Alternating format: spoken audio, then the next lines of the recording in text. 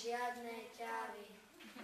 Leje, slnko svieti, dúha deje, hľadajú ju, no tú nepoznajú. Nevedia, kde ju nájsť, za skrytosť môžu zájsť, a skrytosť im radi majú, že ich duchu v srdci majú. Nechoďte mi za vrátka, prídem večer, nevíte sa, Boh ten by vás počul z lesa, ešte je len na priedomí, už sa bijú len tak grmí. Sienko mne, tebe nie, v tom na dvere hromy buchy, otvárajte, či ste hluchí. Capko šepká, ani much, deti, to je starý vlk. Počujete, či ste hluchí?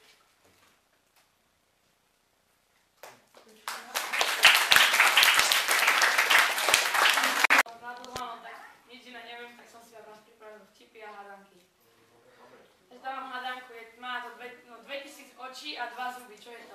Bolo dôchodcov. No. Viete, čo je maximálna drzosť a zároveň aj maximálna rýchlosť? Nie. Chodiť babičku zo 7. poschodia a opýtať sa, prečo sa tak ponáhľala.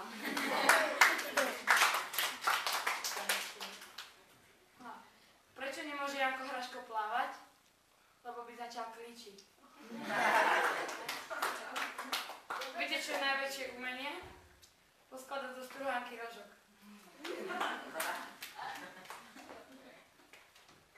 Viete, čo je maximálna staroba? Keď babička vyjde z múzea a začne pípať alarm. A viete, čo je maximálna presnatosť? Keď si žena namydlí prsia a zatrasie doprava doľava a má umyť.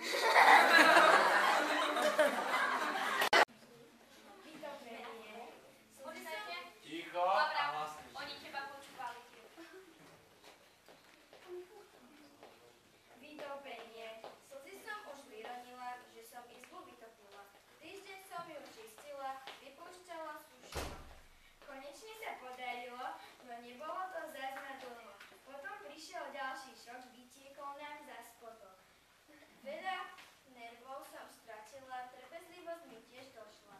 A tak máme pekný záver, keď nám končí táto báseň. Po čase bratia prišli, ktorí sa. Čo keby sme ju prebrodili? Je príliš hlboká. Čo keby sme ju preplávali? Pozor, krokodíl! Nevadí, použijeme mastika. Dve výknutia, jeden most. Bratia však boli skúsení šopaholci a tak jednoducho mávli kredítkami a nad zradnými vodami sa zvedli most. Už boli v polovici mosta, keď im cestu skrížila postava v čiernej kapuci. Prihovorila sa im smrť. Adios, amigos! Pardon, to bolo konektívne. No, vidím, že máte most. A ja nemám večer. Tie kreditky sú krásne. Šedá a rúžová. To je teraz in. Vy ste tak inteligento. Prepáčte, bola to na mňa lezie. Pýtajte si, čo chcete. Každý z vás si zaslúži odmenu. Najstarší brat mal bojovného ducha. Ja chcem taký mocný prútik, ktorý nikto nemá. Už aj. Poskok. Áno, pani? Podaj mi ten konárik. Bolia ma kríže. A tak smrť z bazového konárika vyrodila prútik a dala ho najstaršiemu bratovi. Druhý brat bol veľmi namyslený a rozhodol sa, že smrť ešte väčší poníži. Daj mi živototus. Pre vás hlupákov moc brať ľudí zo života mŕtvych. Poskok. Áno, pani? Podaj mi ten kamienok. Pre vás všetko, madam. A tak smrť zobrala od poskoka kamienok, dala ho druhému bratovi a povedala. Máš moc vrátiť mŕtvych do života živých. Spokojný? Nie, ešte chcem. Ďalší. Najmladší brat bol najskromnejší, ale aj najmúdrejší. On smrti neveril. Ja by som chcel niečo, vďaka čomu by som mal chodiť vo svete tak, aby ma smrť nenašla. Si si naozaj istý? Škodovka by ti nestačila. Je ešte kríza. Áno, som si veľmi istý, že ho chcem. Potom smrť odstúpila a dovolila bratom pokračovať v ceste.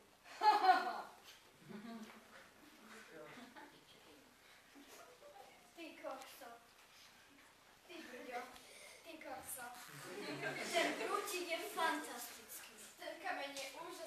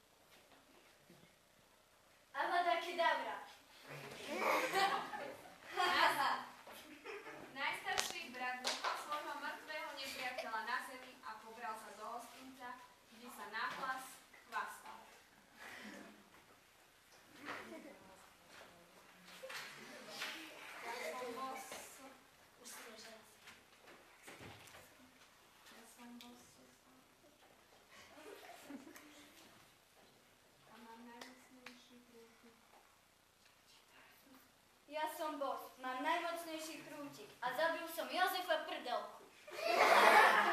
Ešte tej noci sa k najstaršiemu bratovi, keď ležal na posteli, opitý vínom, prikradol opilec.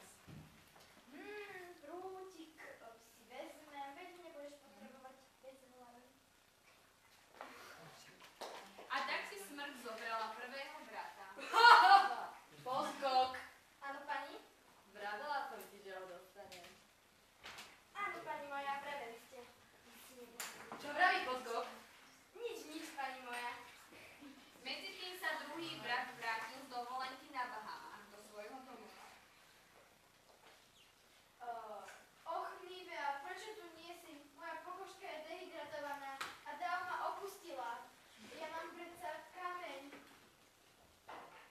Druhý brat vyťahol z vrecka kameň, ktorý mal moc privolať mŕtvého. Nie je tu nejaký návod na použitie. Je tam niekto? Kto? Ako to mám použiť? Chcem tu s Niveou roztočiť. Otočiť. Mám otočiť ten kameň smerom k Rockfortu do Nitry? Aha, Matejka, dotočiť kameň, to si mi už mohol povedať skôr. No. Druhý brat trikrát otočil kameňom a zrazu kameň zažiaril a v čarovnom svetle sa zjavila krásna dievčina. Druhý brat sa zaradoval a zajasal, keď uvidel svoju milú dievčinu, no pri pohľade na jej ľahostajnú tvár úsmev sa stratil. Nivea, veľmi si mi chýbala.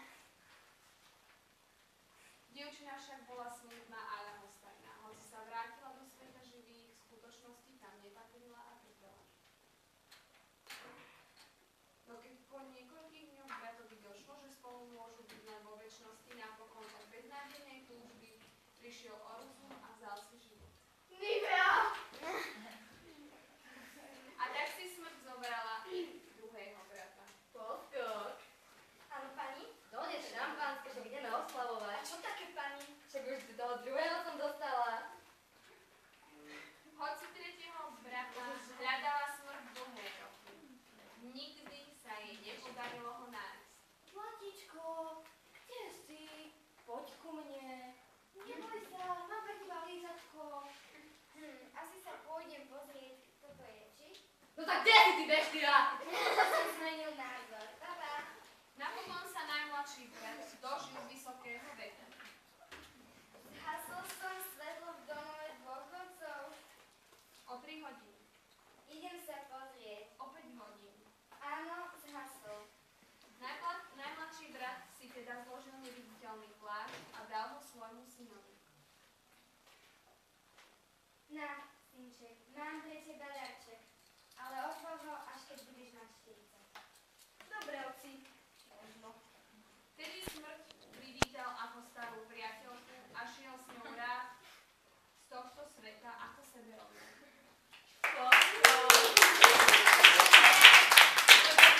Ale pani, Vravela som ti, že ich všetkých dostanem do svojej zbierky. áno, pani, vraveli ste pravda, že? No a poskok, ešte vydrni túto podlahu a spočítaj roky z toaletného papiera. Ja sa idem ešte pohrať na cintorín. Iným slovom kopať hrob. A pre koho bude ten hrob?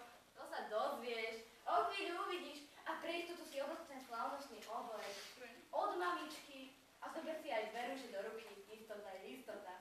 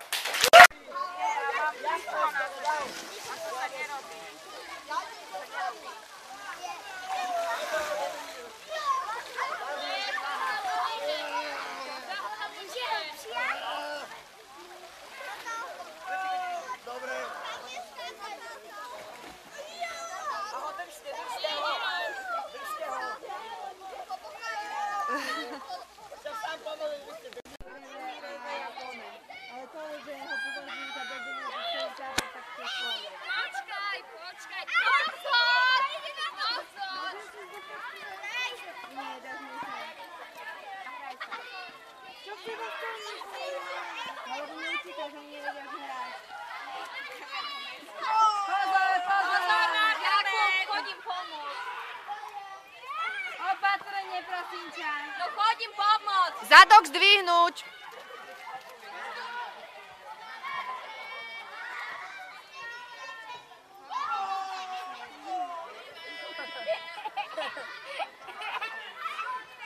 Aj, Šimon je mŕtvý. Máte ho zdvíha.